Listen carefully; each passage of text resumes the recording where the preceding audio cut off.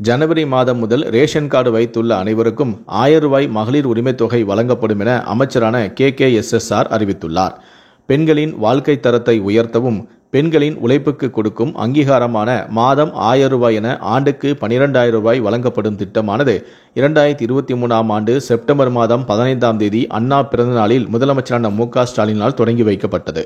கலைஞர் மகளிர் உரிமைத் தொகை திட்டம் என்ற பெயரில் அறிமுகம் செய்யப்பட்ட இந்த திட்டத்தில் 21 வயது நிறைவடைந்த குடும்ப தலைவிகள் இந்த திட்டத்தின் கீழ் பயன்பெற முடியும். பயனாளிகளின் வங்கிக் கணக்கிலேயே இந்த பணம் நேரடியாக செலுத்தப்பட்டு வருகிறது. இதுவரை சுமார் 1,14,00,000 பெண்கள் இந்த திட்டத்தினால் பயன்பெறுகிறார்கள். அதே நேரம் வறுமை கோட்டிற்கு கீழ் உள்ள குடும்பத்திற்கு மட்டுமே இந்த திட்டத்தின் கீழ் மாதம் 1000 ரூபாய் வழங்கப்படுகிறது.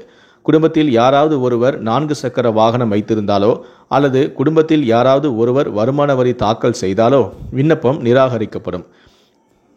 அதேபோல முதியோர் உதவித்தொகை பெறும் மகளிருக்கும் மகளிர் உரிமைத் தொகை கிடைக்காது என்று தமிழ்நாடு அரசு அறிவித்திருந்தது. முதியோர் உதவித்தொகைக்கு விண்ணப்பித்து ஆணை பெற்றுள்ள அனைவருக்குமே விரைவில் உதவித்தொகை வழங்கப்படும் எனவும் அமைச்சர் கூறியிருக்கிறார்.